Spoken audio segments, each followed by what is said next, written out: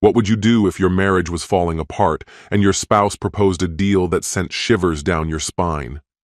What if that deal wasn't just a compromise, but a gateway to a darkness where love, trust, and betrayal collide? Ivanka thought she had it all figured out, a stable family by day, forbidden passion by night. Her husband, Tyrone, was too predictable. Her lover was too tempting. But when Tyrone made one simple request, the game changed completely. It seemed like he had lost, but in reality, he was just waiting for the perfect moment to strike back. Deception, jealousy, and hidden agendas, one night will unravel everything. Are you ready to uncover the truth? Hello, my friend. I'm so glad you stopped by my channel. If it's your first time here, don't forget to subscribe and like this video, as every like truly inspires me. Please tell me which city and country you watch this video from. Now let's get started. You just don't understand. No, I understand perfectly. I just don't agree. Tyrone, if you truly loved me, you would support me in this. Ivanka, it's just intimacy. It won't change our marriage. In fact, it could even strengthen it. Does it sound like I'm feeling stronger right now? Tyrone's voice was tight with frustration. You're my husband. I want us to grow old together. Why can't you just trust me on this? Because I'm no longer the only husband in this relationship. That's absurd. Of course you are. No, Ivanka. I used to be. Now there are two of us. You have one man for stability, for family, for home, and another for excitement and passion. One for responsibility, one for pleasure. And sooner or later, you'll start confiding in him instead of me. You'll explain to him why I was never enough. You're being ridiculous. You're my only husband. Toby is just fulfilling needs you can't. I would never make you an afterthought, but that's exactly what you're doing to me. Tyrone, you're being narrow-minded. You'd be surprised how many of our friends have side relationships, and their marriages are better for it. Like Amelia? The one who's already on her third husband? Now you're just throwing insults. It won't change my mind. I've already decided. Ivanka, do you even hear yourself? You're taking advice from a woman who doesn't value marriage so you can justify throwing yours away. What do you think she's going to tell you? This isn't about her. This is about me. I have spent years turning men down, staying faithful, dedicating myself to this marriage. I've carried my share of the weight. Now that the kids are older and don't need me as much, it's my turn to take something for myself. This is nothing compared to everything I've given to this family. And don't even think about threatening divorce. It would ruin you financially, and the kids and I would be just fine. Tyrone studied her for a long moment before nodding slightly. You know, Ivanka, the more I think about it, maybe your new arrangement isn't such a bad idea after all. Her eyebrows lifted. Really? Yes, but on one condition. Name it. If it's reasonable, I'll consider it. Oh, it's very reasonable. Simple even. Since you're so confident this won't hurt our marriage, record it. Make a video of you and Toby and give me a copy.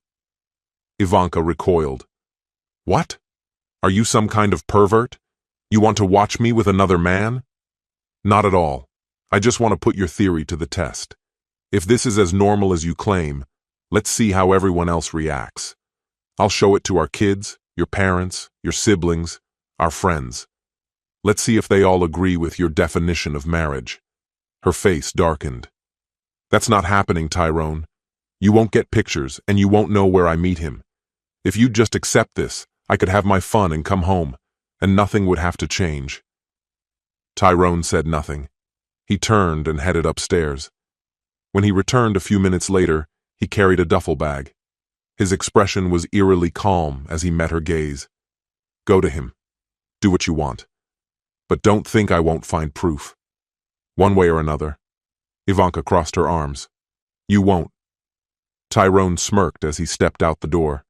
She'll be in for a shock when I show up at room 522 of the Vacation Lodge Express tonight. Toby really should be more careful with his texts. I only needed a second with her phone. Ivanka stood in the dimly lit hallway, shifting uneasily as she glanced around before knocking lightly. The door swung open, revealing Toby in nothing but boxers, a cocky grin on his face. "Someone's a little jumpy," he teased. She stepped inside, pressing her lips to his. "I just don't want to waste any of our time together." "Relax. This is just the beginning. You explained everything to your husband, right?" "Yeah. He was upset, but he knows he doesn't have a choice. I'll be extra sweet to him for the next few days, and soon this will be our new normal." Toby ran his hands down her arms. "Before we get started, we need to handle something first. Tyrone threatened to get proof. We should check for any hidden cameras or mics just in case." For the next 15 minutes, they scoured every inch of the room. Satisfied, Ivanka slowly peeled off her clothes, her eyes locked on Toby, who lounged on the bed watching her.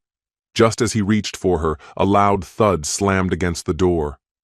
Both of them froze. "What the hell was that?" Ivanka whispered, her heart racing. Toby crept toward the door, peering through the peephole, his face drained of color. "There's a man lying in the hallway." He lay motionless, his body slumped against the door.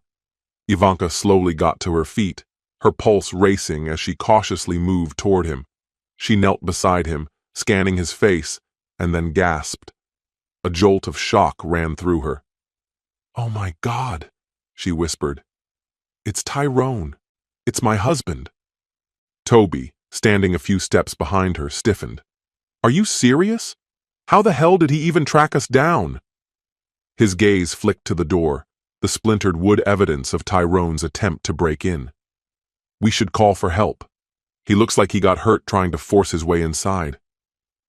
Ivanka hesitated, staring at her unconscious husband. "No," she said finally. "He never actually saw us in here. He only assumed we were inside. If we leave now, there's no proof. Maybe that'll be enough to make him stop following me." Toby frowned. "So we just walk away? Leave him here like this?" "Yes." Her voice was steady, firm. "Someone will find him eventually. If we stay, it only makes things worse." She exhaled, standing up. "At worst, he wakes up with a headache and some embarrassment. That's his problem, not ours." Toby glanced at Tyrone one last time, uncertain but unwilling to argue. Silently, they hurried to gather their things. Within minutes, they were dressed and slipping out the door, stepping over Tyrone as if he were nothing more than an obstacle in their path. By the time Ivanka returned home, she assumed Tyrone would drag himself back to whatever cheap motel he was staying at and nurse his bruises in solitude. The thought barely lingered as her mind drifted to the night she'd spent with Toby. She closed her eyes, letting herself relive the stolen moments, longing for another night free from interruptions. But at 2:30 a.m., a series of sharp knocks shattered the silence. The doorbell followed, chiming insistently. Groggy and irritated, she pulled on her robe and made her way to the door. Peering through the peephole, she spotted a sheriff's deputy standing on her porch. He was older than she expected, his uniform straining against a thickening waistline. Cautiously, she cracked open the door. "Yes? Can I help you?" The officer cleared his throat. "Are you Ivanka Nguyen?" She frowned. "I am. What's this about?" "It's about your husband, Tyrone Nguyen." A chill ran down her spine. "What about him? Has something happened?" The deputy exhaled, his expression unreadable. "Ma'am, I hate to be the one to tell you this, but your husband was found deceased earlier tonight." Ivanka's stomach twisted violently. "No," she blurted. "That's not possible. He can't be. He was fine. How did he—" Tears blurred her vision as her breath came in uneven gasps. The officer's face tightened. "These calls never get easier," he muttered. "I should be thinking about retirement, not this." He straightened. "I'm sorry for your loss, but I have to ask you a few questions." Ivanka barely registered his words. "Where was he found?" she managed to ask. "Just after midnight. Vacation Lodge Express, Outside room 522. Her stomach dropped. The room she'd shared with Toby. Can I see him? Not yet. There will be an autopsy. Her breath hitched. An autopsy? Why? It's standard for any unexpected death under suspicious circumstances. She stiffened. Suspicious? The deputy's gaze sharpened. Yes, ma'am. People don't usually collapse in a pool of blood without cause. Ivanka flinched. Blood? The word came out before she could stop it. The deputy's eyes narrowed. That's interesting, he mused. You just confirmed he was injured before I mentioned anything. That suggests you knew about it. Her pulse pounded. We had nothing to do with that. He tried to break in, but all that happened was he passed out. The officer tilted his head. By we, you mean yourself and Toby Grant? Ivanka swallowed. Yes. Tyrone thought something was going on between us, but he was wrong. The deputy barely reacted. Your personal life doesn't concern me, he said. What does concern me is that Mr. Grant already admitted to your affair. He also claimed you said your husband was fine with it. Clearly that wasn't the case. Ivanka's heart pounded. Are you arresting me? Not at this time, the officer said. However, you and Mr. Grant knowingly left an unconscious man in distress without calling for help. That alone carries potential legal consequences. She inhaled shakily. I thought he was fine. I thought he'd just wake up with a headache. The officer gave her a hard look. We'll see what the autopsy says. For now, you and Mr. Grant are persons of interest. Do not leave town.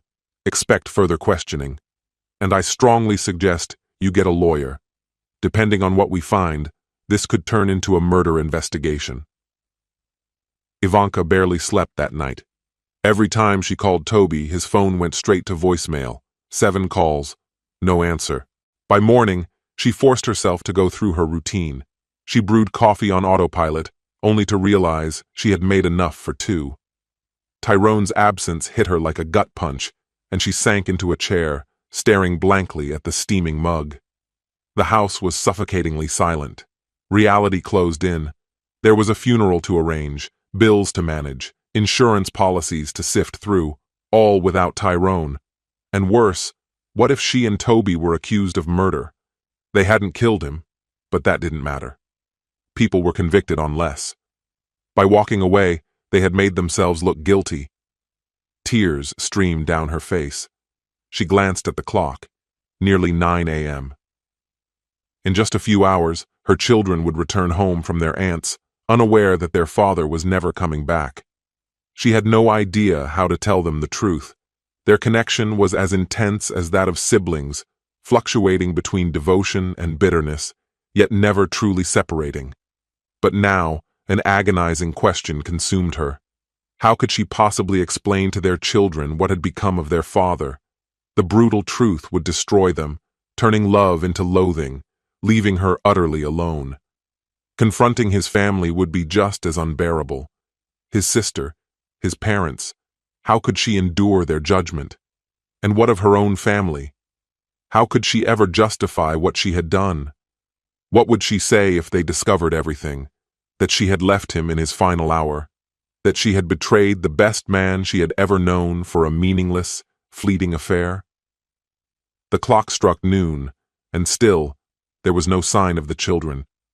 She assumed his parents had learned the truth and had likely passed it on to his sister. Tyrone was gone. At the very least, they had not yet uncovered her role in his demise. Maybe his sister had broken the news to the kids. But if that were the case, why hadn't they reached out? Why hadn't they rushed home to their mother, seeking comfort in the face of tragedy? There was no way they knew the full extent of it. They couldn't possibly be aware of her, of Toby, of the way they had abandoned Tyrone in his final moments. By the time the clock read 2 a.m., and she had yet to hear from either her children or Tyrone's family, Ivanka finally gave in and made the call. Hello? The voice on the other end was sharp, unmistakably Camilla, Tyrone's sister. Cammy, it's me, Ivanka. A scoff echoed through the line.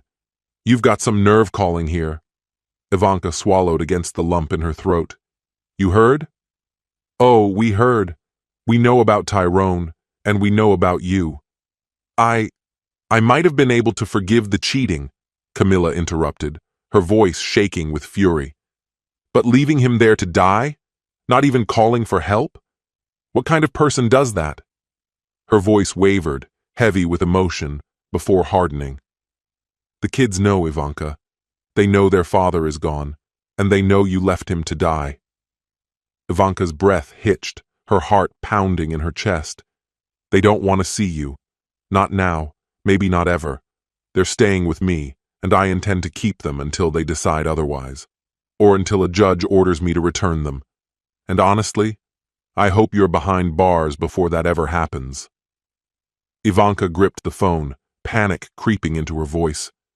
How do you even know? A bitter laugh came from the other end. I'm married to the sheriff.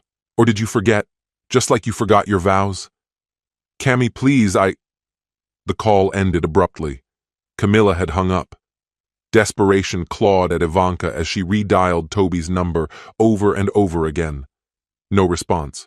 She was completely alone. The crushing weight of it all threatened to consume her, dark thoughts slipping into her mind. Vodka became her escape.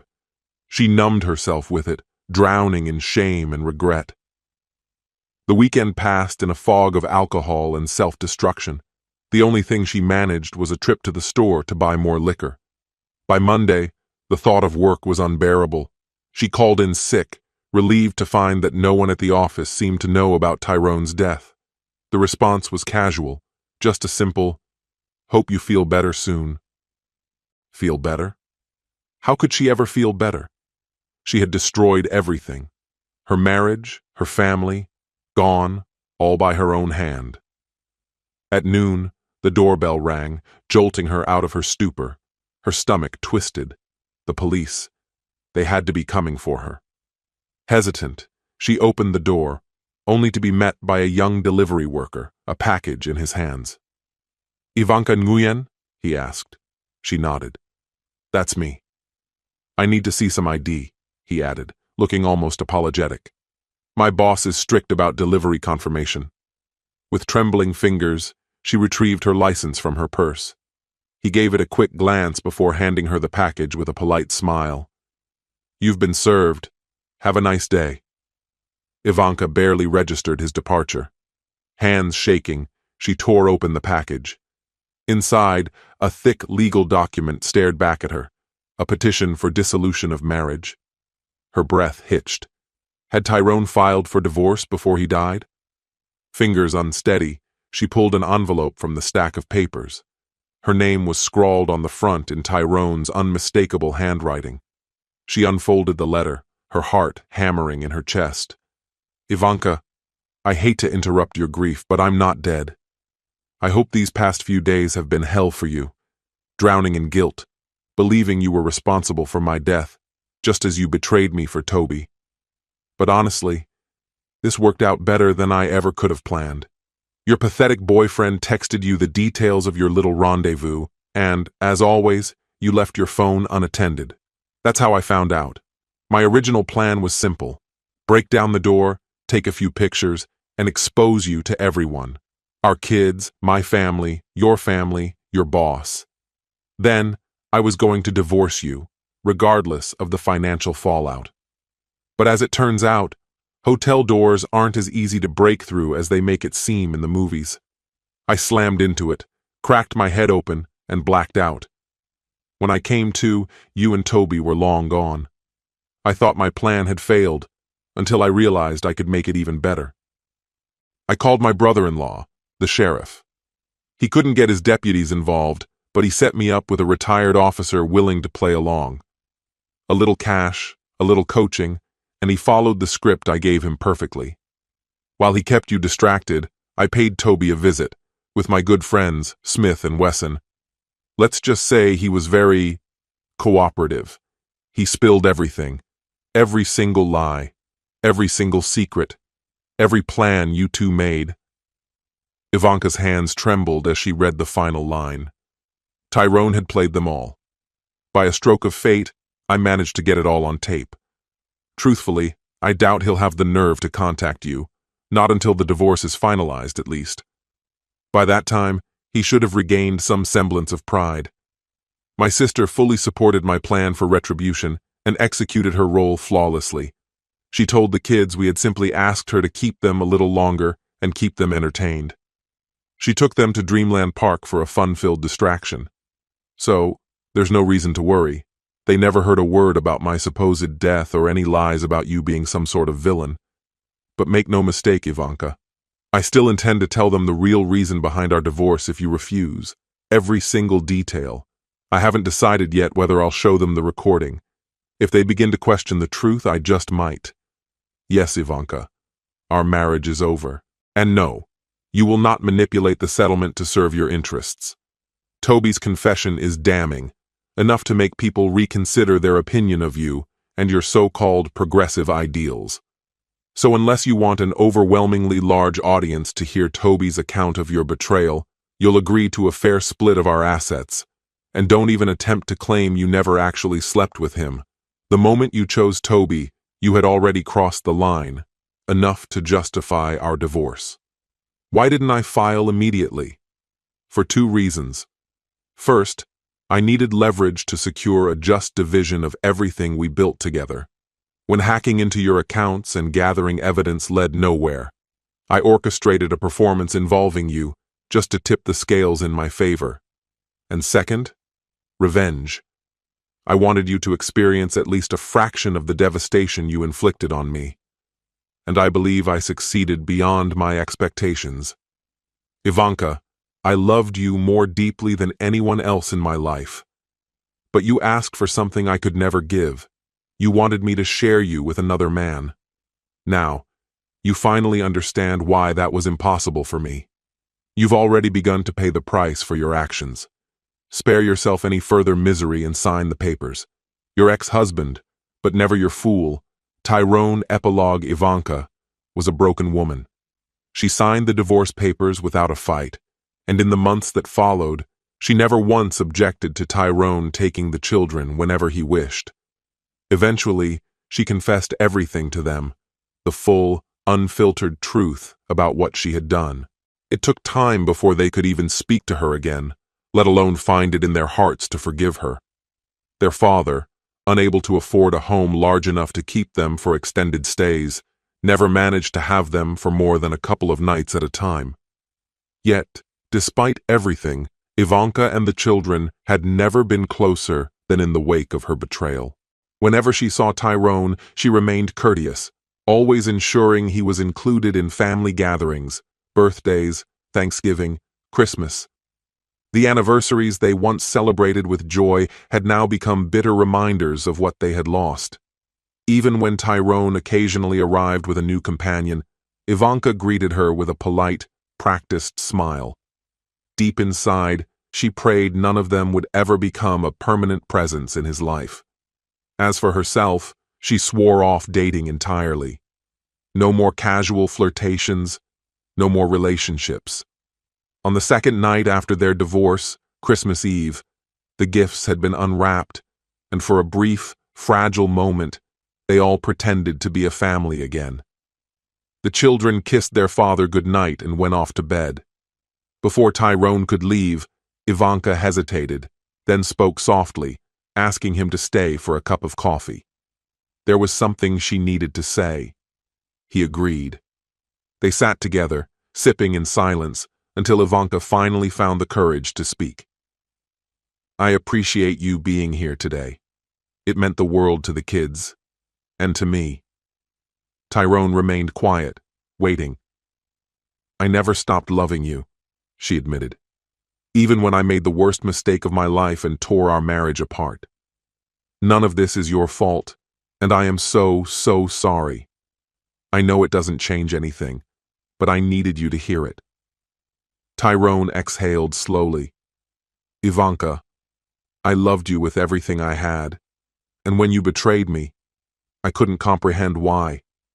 I kept asking myself if I had done something wrong, if I should have been more affectionate, more thoughtful, more exciting.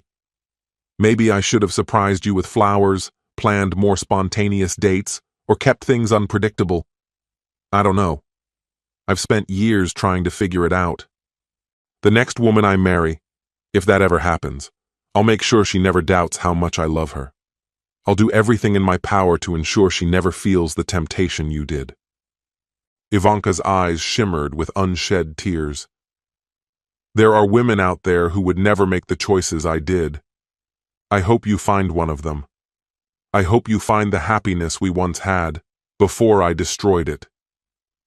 She took a steadying breath before continuing. I still love you. I know that doesn't matter anymore. I have no expectations, I swear. But if you took me to bed right now, I wouldn't stop you. I wouldn't want to. Tyrone's face was unreadable. Ivanka, I could never marry you again. Maybe in time, I could find it in me to love you once more, but I would never be able to fully trust or respect you. And without those things, it wouldn't be real. I'd always be wondering where you were, what you were doing, and with whom. That's not a marriage. Ivanka lowered her head, her shoulders trembling as quiet sobs racked her body. But, Tyrone added after a pause, his voice gentler now, if all you want is to exhaust yourself in bed, that's a different matter entirely. You're still the most desirable woman I've ever known. And honestly, it might help to have an occasional outlet to keep me from rushing into something I'll regret. Ivanka's breath caught in her throat. She didn't speak. Instead, she reached for his hand and led him toward the bedroom, the same place where love, passion, and betrayal had all intertwined. That night, and for years afterward, they found solace in a new kind of relationship, one built on desire, but devoid of trust. It was not love, but it was something. This story has come to an end. Love, trust, and betrayal, three threads that either weave a strong bond or tear everything apart. Infidelity may seem like an escape, but in the end, it destroys everything: family, respect, and self-worth. Ivanka sought freedom, but lost it all. Tyrone craved revenge, but was left with emptiness. This story reminds us that love is not just passion, it's responsibility. Trust is easy to break, but impossible to fully restore. Before betraying someone, ask yourself, is a fleeting moment of pleasure worth a lifetime of regret? What's your opinion? Share it in the comments, my friend. And if you like this story, check out other exciting videos on my channel. I'll say goodbye until the next video. See you.